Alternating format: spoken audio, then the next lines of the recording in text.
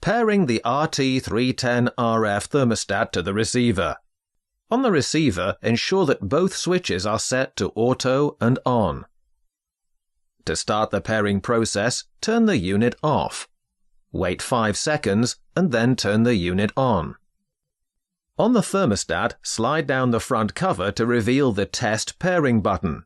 To start the pairing process, insert a pin into the Test Pairing button and hold until SY9 appears on the screen. The 9-minute countdown will begin.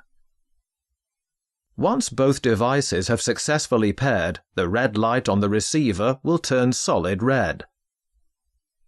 To cancel the pairing process, press and hold the Test Pairing button until the home screen appears. To test the connection, press the Test Pairing button once and TE9 will appear on the screen. If successfully paired, both the red and green lights on the receiver will flash. Press the Test Pairing button once to complete the process.